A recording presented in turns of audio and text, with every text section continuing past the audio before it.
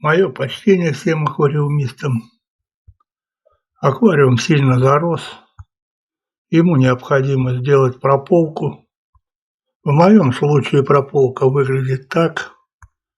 Достаются растения из аквариума. У меня все растения в грунт не посажены. Ну и сделал небольшую съемку. Так аквариум выглядит сверху, сбоку. Сами видите, сильно зарос он, и нижним растениям не хватает света. Во время такой так называемой прополки я использую 2 таза. В одном тазу, который красный, я споласкиваю растения, так как в аквариуме много креветок. И так я хоть выбиваю их немного. Здесь уже все стеблевые растения, которые росли в толще воды, были вынуты, елки-палки, вытащены из аквариума. Ну, в общем, выглядит вот так без стеблевых растений. Папоротник Балбитис. Объем занимает очень большой, кусты здоровые. Здесь вы видите в ванне, какой объем занимает в аквариуме. Так как аквариум-то вы не можете определить, а в ванной у всех есть объем большой, приличный. Ну и все равно, как бы я их не выбивал, этих креветок, они все равно заскакивают сюда в ванну. Сейчас их отловлю. Так, съемки, так выглядит аквариум без папоротника Балбитиса. Теперь достал папоротник таиландский узколистый весь из аквариума. Следующий, как говорится, вид уже без папоротников. Так выглядит аквариум, когда все растения удалены. Здесь вы видите общую фильтрацию моего аквариума. Помпа Барбус 8 Вт 800 литров в час. Также видите шланг. В помпе 2 выхода, один идет на флейту, другой шланг в левый угол подается вода, чтобы было меньше застойных зон. Ну и сами видите, мешки с грунтом я применяю как для общей фильтрации воды в аквариуме, так же и для дизайна аквариума, чтобы поднять повыше растения. Мешки эти будут все промываться и вымачиваться в воде. Забыл, наверное, сказать, весь этот процесс у меня занимает около 2 дней. Здесь во время съемки попробовал снять синих креветок. Не знаю, получилось или нет.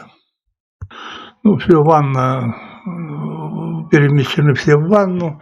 Также настроен свет, прожектор, потому что в ванной они будут находиться 2 дня.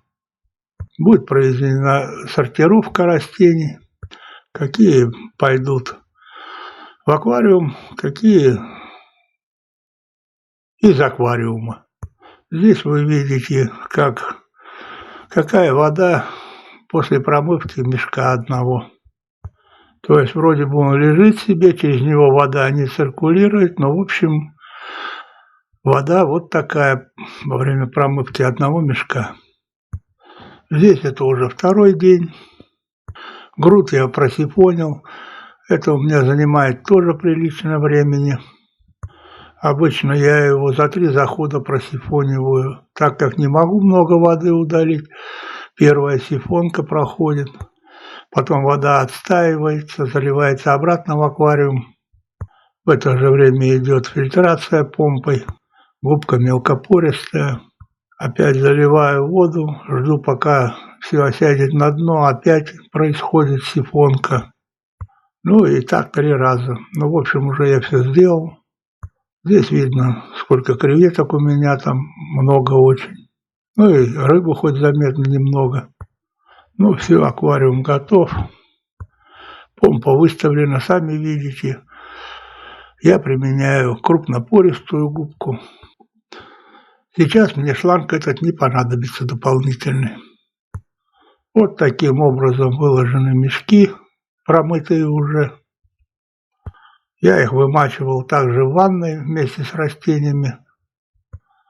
Около суток вымачиваю, чтобы удалить из них, так сказать, все Все, что накопили эти камни, они в себя тянут, как мне кажется. Все, что излишки всяких химических элементов из воды и имеют свойство накапливать. Из-за этого я их замачиваю на сутки. Так, ну уже все готово. Здесь я специально снял папоротник Венделова.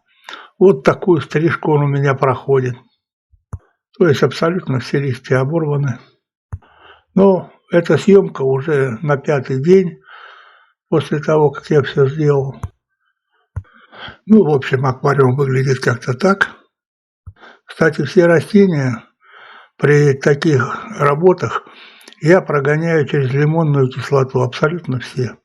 Вроде бы водорослей нету, но все равно какие-то обрастания есть на листьях, абсолютно все растения я прогоняю через лимонную кислоту, раствор. Как можете заметить, у меня улиток в аквариуме фактически нет. Все это у меня заняло 2 дня. Ну и все, кажется, рассказал, показал. Всем удачи, добра, мира. Спасибо за просмотр.